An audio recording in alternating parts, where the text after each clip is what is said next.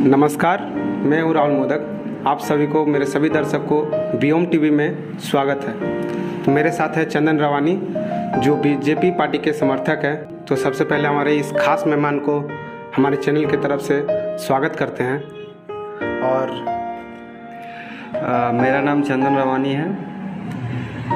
मैं पार्टी का कोई औपचारिक अधिकारी या कुछ पोस्ट में नहीं हूँ, बस मुझे इस पार्टी की विचारधारा अच्छी लगती है, इसीलिए मैं इसका तहे दिल से समर्थन करता हूँ। जैसे कि हम लोग बता सकते हैं, बीजेपी के हमारे पहले इससे पूर्व राष्ट्रीय अध्यक्ष अमित शाह थे, ठीक है। अभी वर्तमान में हमारे जेपी नड्डा है। जी जी। तो हमारी पार्टी जो है वो किसी पारिवारिक या किसी व्यक्ति विशेष के इर्द गिर्द नहीं घूमती है।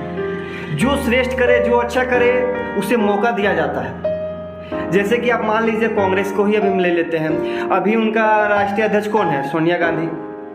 उसके बाद कौन बनेगा? कोई फिक्स अभी तो उनका कुछ? राहुल गांधी, वो फिक्स है। हाँ, ठीक है। समाजवादी पार्टी पहले मुलायम सिंह थे, उसके बाद कौन बनेगा? तो उनके बेटे अखिलेश कुमार सिंह। उसके बाद कौन बनेगा? तो उसके भाई, बेटे या कोई। लेकिन बीजेपी में आज का जो अध्यक्ष जेपी नड्डा है, कल कौन बनेगा वो नहीं पता। ना आप बोल सकते ना मैं बोल सकता हूँ। जो पार्टी के लिए अच्छे करेंगे उन्हें अवसर देखिए जरूर मिलेगी। मोदी जी के द्वारा बहुत सारी योजनाएं चलाया गया है, जैसे कि आपका उज्ज्वल योजना जिसमें गैस वितरण है, आपका शौचालय योजना, अटल पेंशन योजना, आयुष्मान कार्ड योजना। ऐसे अगर हम लोग उंगली पे गिनते जाए तो बहुत सारे ऐसे ही है जो योजनाएं चली है और धरातल तक भी पहुंची है। और अभी प्रधानमंत्री क्या बोलते हैं इसको, आवास योजना शहरी ग्रामीण दोनों क्षेत्र में चल रहा है। झारखंड सरकार से क्या राय, आप उनको कैसे समझते हैं? देखिए, इस झारखंड सरकार जो हेमंत सरकार बनी है, वो लोगों की बहुत उम्मीदें थी उनसे, इसीलिए उनकी सरकार बनी। लोगों को, मुझे भी लगता था कि नहीं, अगर एक बार हेमंत सरकार आए, लोकल सरकार आए, तो हम जो लोकलिटी है, झारखंड वासी हैं, तो हमें कुछ प्रेफरेंस मिलेगी, ठीक है। लेकिन वही बात हुआ, लॉलीपॉप दिखाने वाली बात, कि ये ऐसा होगा वो होगा। लेकिन जब सरकार चुनकर वहाँ पहुँची तो सारी वादे जो भी उसने किए थे सारे हवाबाजी थी। आप जिस तरह मोदी को केंद्र में समय दिए हैं, 7 साल लगभग, 1-2 बार इसको चुने हैं, इनको समय दिए हैं, उसी तरह आप हेमंत सरकार को भी एक बार समय दें। उनका भी अभी 2 साल होने जा रहा है, उनको भी एक बार समय दें, उनको भी सोचने के लिए समय दें।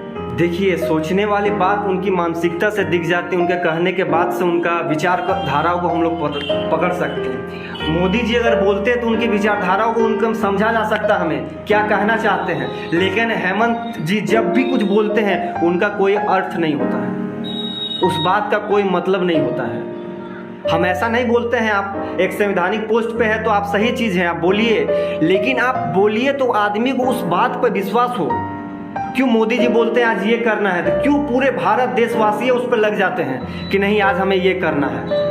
भले विपक्ष पार्टी उससे जो भी कह के बोले, जो उसको धुकारे, लेकिन कहते हैं तो बात आदमी सुनते हैं। क्यों? क्योंकि उनके प्रति सबके अंदर विश्वास है कि नहीं, ये आदमी हमारे लिए कुछ करेगा।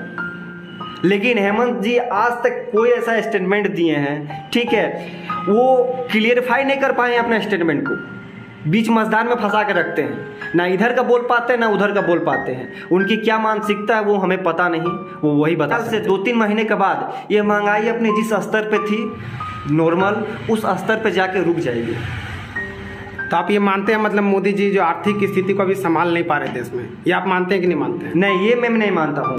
वो बैलेंस करना चाह रहे हैं। अब आदमी बोल रहा है हमको फ्री में टीका चाहिए, ठीक है, तो वो रेवेन्यू कहाँ से आएगा?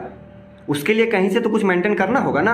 अभी अब मोदी जी बोल दे कि टीका के लिए आपको ज़्यादा नहीं 100 या 200 देना होगा, फिर देखिए विपक्ष का मारामारी, बोलेगा कि जो चीज़ फ्री में मिल रहा था। आप अदर कंट्री में देख लीजिए, वैक्सीन का जो है 1400-1200 प्राइस पड़ रहा है, बट एक भारत ही ऐसा देश है जहाँ हर व्यक्ति को वैक्सीन मुफ्त में दिया जा रहा है। तो आप अगर इसी का अब हम 100 रुपये रख दे तो फिर देखिए कैसा मारामारी हो जाएगा तुरंत। इसका पीछे वाले जो सरकार थे, मनमोहन सिंह, जो कांग्रेस के सरकार थे, उस वक्त तो पेट्रोल का दाम बहुत कम था। उस समय 70-80, मेरे ख्याल से 70-80 का रेट था, अभी 100 पार कर चुका है। देखिए, इसका भी कारण है, उस टाइम का मार्केट और अभी के मार्केट में बहुत अंतर है, ठीक है। जिस तरह से उस टाइम पेमेंट पे का स्केल एक था और आज का देखिए जो वेतन लागू हुआ है वो भी बढ़ा हुआ है। मार पड़ रही है, हर एक वर्ग को मार पड़ रही है, बस कोई वर्ग इसे झेल नहीं पा रहा और कोई वर्ग इसे आसानी से झेल ले रहा। बट इस पे बहुत जल्द ही सरकार का निर्णय आएगा। मुझे पूर्ण विश्वास है कि जो भी दिक्कतें हैं वो कुछ ही महीनों की है, उसके बाद खुशहाली आएगी और सभी को राहत मिलेगी। जैसे कि फेसबुक में देखते हैं बहुत से लोग कहते हैं कि 150 रुपया भी अगर पेट्रोल हो जाएगा, 200 रुपया भी पेट्रोल हो जाएगा तो हम मोदी जी को वोट देंगे, हम बीजेपी को ही वोट देंगे। इसमें आप भी उस लाइन में आते हैं कि आप भी उस कतार में आते हैं? देखिए, आप जो बोल रहे हैं 100 हो जाए, 200 हो जाए, 500 हो जाए, ठीक है, ये अपनी विचारधारणा है, वो सब की अपनी अपनी सोच है। अब कोई किसी के प्रति बहुत फेथ रहता है, कोई किसी के प्रति नहीं रहता है, तो मेरा भी हम उसी कैटेगरी में है। पेट्रोल 100 हो 200 हो, जब तक मेरी विचारधारा बीजेपी से मिलेगी तब तक मैं उसके साथ हूँ। जिस दिन मेरी विचारधारा उनसे विपरीत होगी तो फिर मैं भी उनके खिलाफ बोलूँगा, क्योंकि मैं उस पार्टी का लेके कोई ऐसा चीज़ नहीं है कि मैं उस पार्टी से जुड़ा हूँ तो मैं उसके बारे में नहीं बोलूँगा। जो गलत है वो गलत मैं बोलूँगा और जो सही है वो सही मैं बोलूँगा। ये नहीं कि जो पार्टी के लिए गलत है तो उस पर भी मैं सही बोलता चला जाऊँगा, तो फिर ये मेरी उसके प्रति जो है ईमानदारी नहीं होगी। बेहिचक बिना डरे बनेंगे आपकी आवाज़, हम हैं